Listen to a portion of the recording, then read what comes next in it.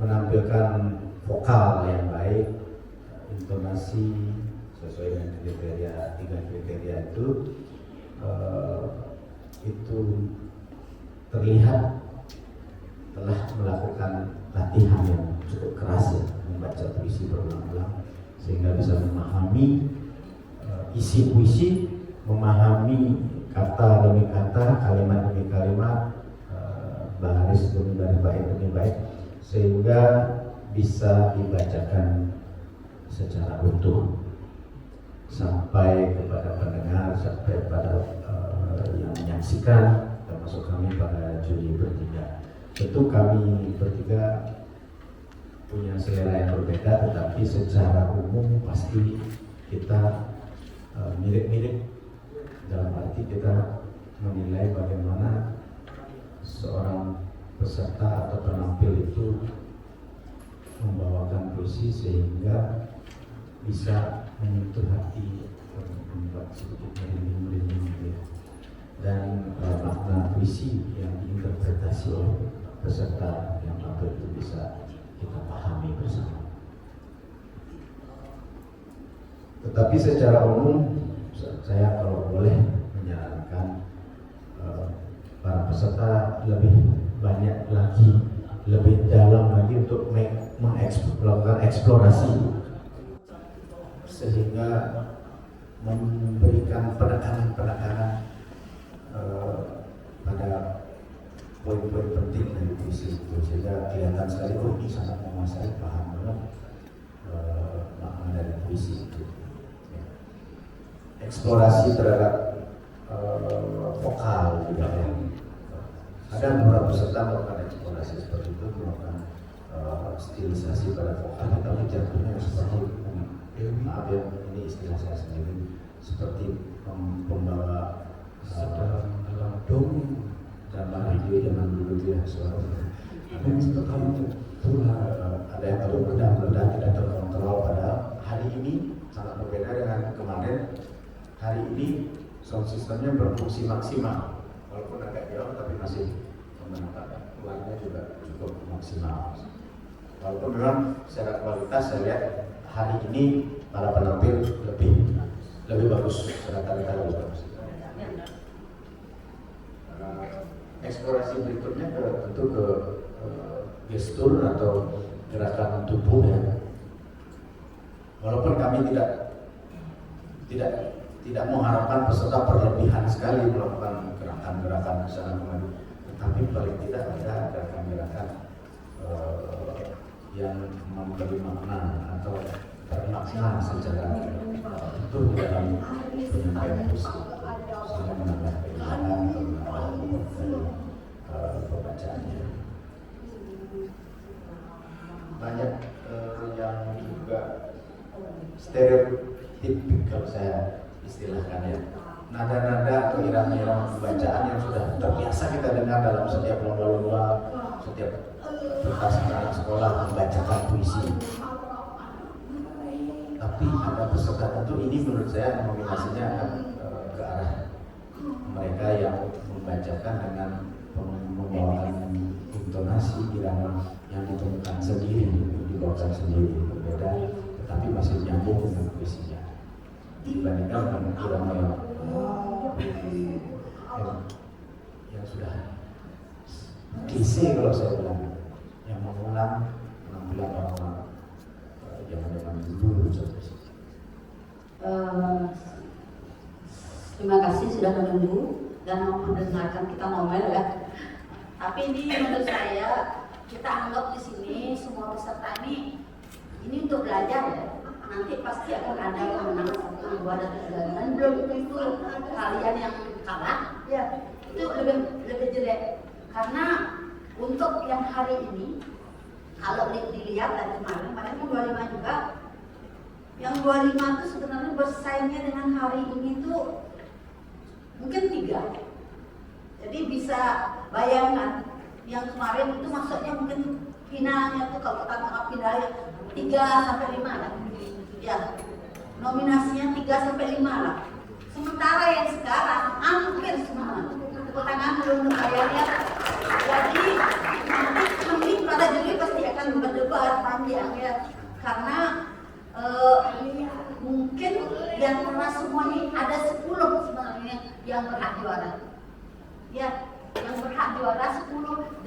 cari yang tiga ini kita akan gontok-gontokan ya.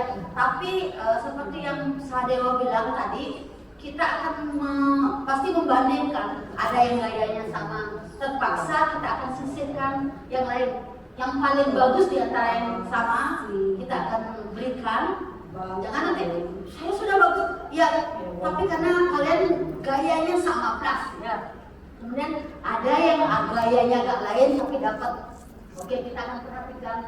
Ada juga yang explore sendiri tapi kemudian ada yang lepas-lepas fisiknya, menggigil lagi salah ya, menggigit. Ada yang salah di visi. Kita akan perhatikan, maaf ya, karena ini persaingannya sangat ketat.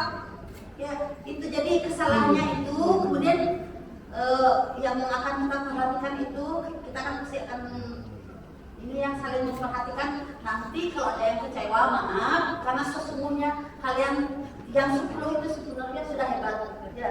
Sudah tepuk tangan untuk kalian yang sebenarnya 10 itu, jangan khawatir. Kemudian perbedaannya nanti adalah ketika kan kalian puisinya yang wajib itu ya, wajib itu kan temanya itu universal ya, wali, protes, kesedihan universal ya, kemudian lebih luas. Kemudian dalam pilihan puisi yang kedua itu apakah sama? Nah itu kadang-kadang kita berdiri ya, apakah ketika memilih puisi kedua tuh dengan suasana ya yang berbeda, kan ada yang romantis, ada yang sedih. Tepuk tangan untuk semua yang sudah berani tampil hari ini, luar biasa sekali gitu. Dan ini kan sebenarnya lomba ini kalau boleh dibilang gitu ya, ini benar-benar tantangannya lebih Baik, kepada peserta dengan nomor 20, apakah sudah siap? jauh gitu. Jadi kalau saya membaca kriteria itu kan dari 16 tahun sampai 40 tahun. Baik, untuk itu waktu dan tempat kami sampai persilakan. pelatihnya gitu ya, yang terbuka untuk lomba ini. Oh, Dan di lomba ini untuk juara sendiri kan memang cuma 3. Pohon kesayangan burung-burung terbakar. Karya Franz Najira.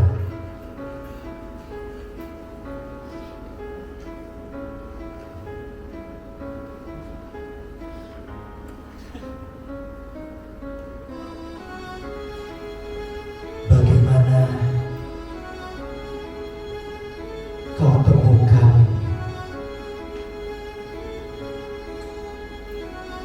bintik hitam biji mata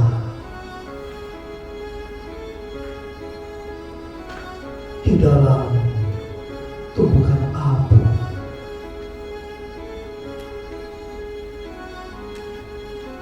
Bagaimana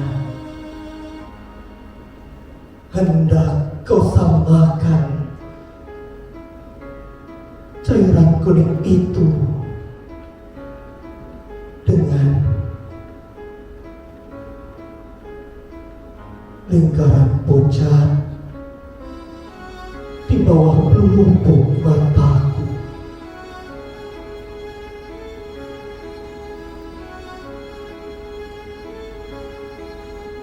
Sampai saat terdengar suara gemetar ranting-ranting terbakar, aku tak sadar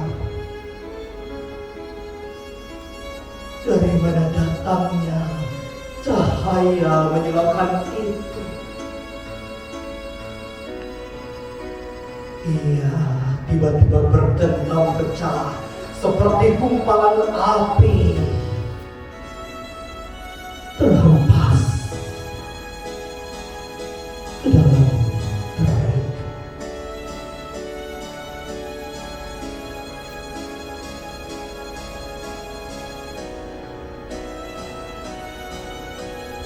Pohon kesayangan burung-burung terbakar. Halilintar siang mengalirkan apinya sampai ke akar.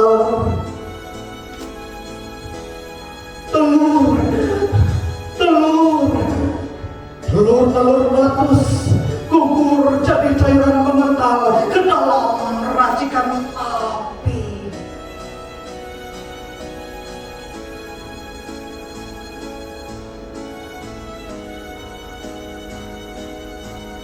Suara parau seseorang menyusup ke denyar darahku. Robek lambungnya, ia yang menyalurkan api.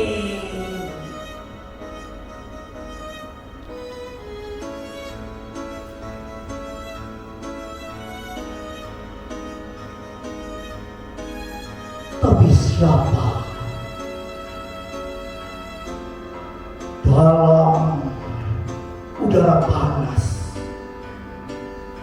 tak ada yang mau mengacungkan jaringnya, bahkan akan ada yang mau mengaku memiliki tangan.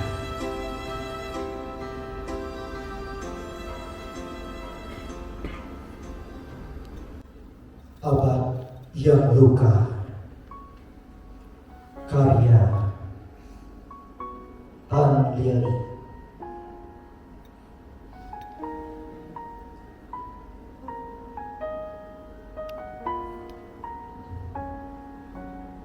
Seorang lelaki menangis. Air matanya menjadi awan menjelma hujan, dan larut di laut.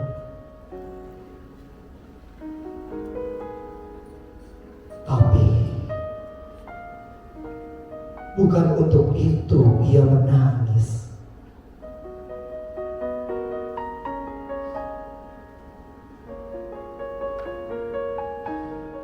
Zaman berubah, nyaris tanpa keadaban.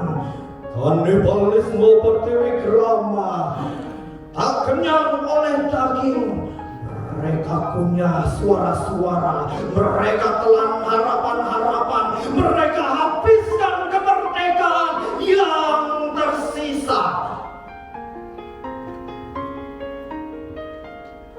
Di kancah pertempuran yang tak pernah usai, di antara bulan yang tersungkur kalah, mereka berseru, pergilah ke balik langit, mungkin di sana ada sedikit hiburan sambil memperolok para pendeta.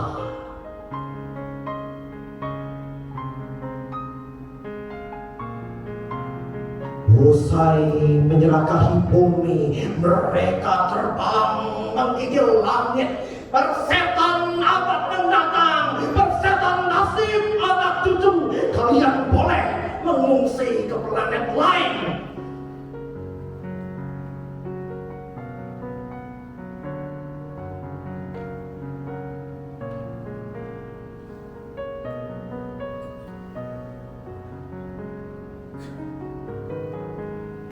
Seorang lelaki menangis, terasing dalam suaka peradaban, terasing bagai hewan yang tumbuhan langka. Tapi bukan dirinya yang ditangisi, bukan dirinya.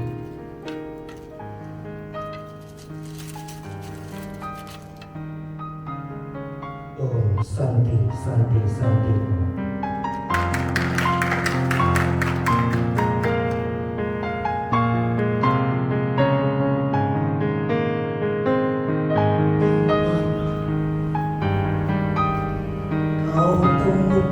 Bintik hitam biji mata di dalam bagaikan abu.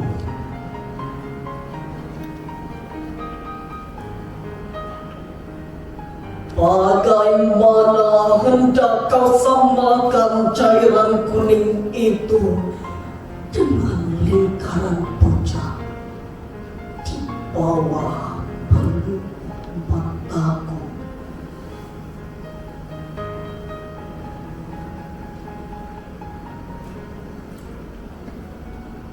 Sampai saat terdengar suara gemertak ranting-ranting terbakar, aku tak sadar dari mana datangnya cahaya menyilaukan itu. Ia tiba-tiba berdentang pecah seperti kumpulan api terhempas ke dalam terik.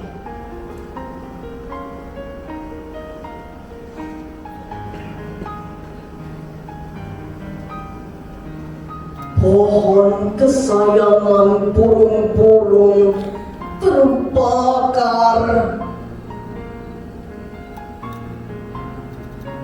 Halilintar sinar mengalirkan apinya sampai ke akar.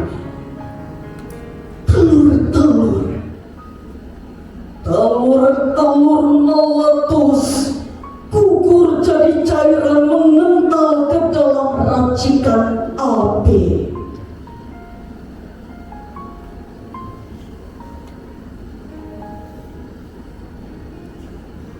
Suara parau seseorang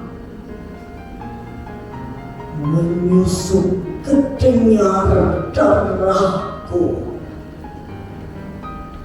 Robek gelembungnya, ia yang menyulutkan api.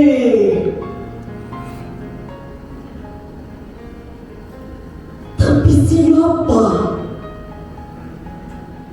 Dalam udara panas, tak ada yang mau mengacungkan jarinya. Bahkan tak akan ada yang mau mengaku memiliki tangan.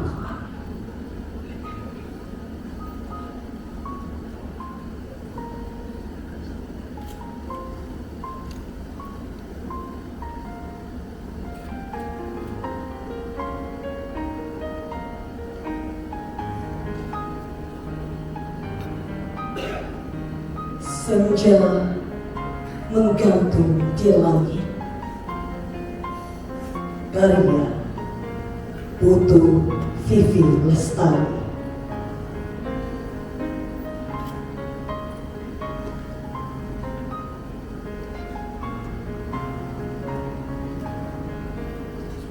Seorang ibu meminjam tangis gerimis. Senja masih menggantung.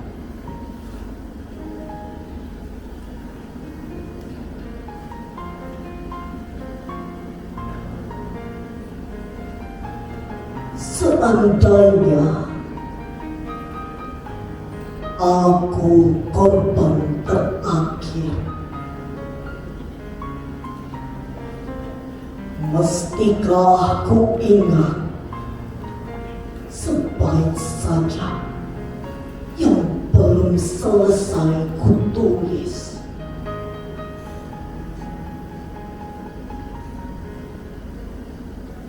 Sementara tanganku gemetar membagi doa untuk ayahku, ibuku, saudaraku, dan mereka yang datang dengan takdir.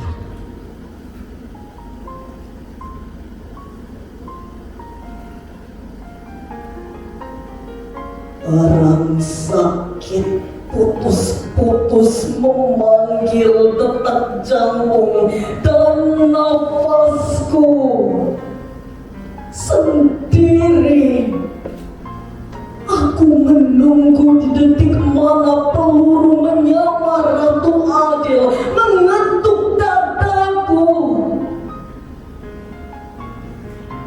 Aku tak peduli. Hidup adalah anugerah. Sebab Tuhan tak lagi punya Rama atau Krishna. Aku tak lagi punya doa.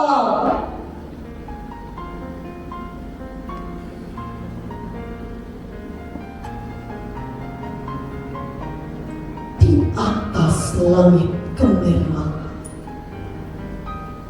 senja berkelayu teriang, air udara mengepung indraku. Tuhan, Tuhan, mengapa masih kuingat namamu? Tarian takdir atau karma mesti kulakonkan.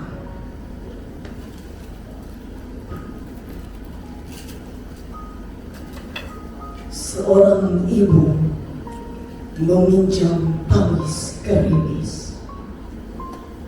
Senja tetap saja menggantung. Mungkin matahari lupa, jangan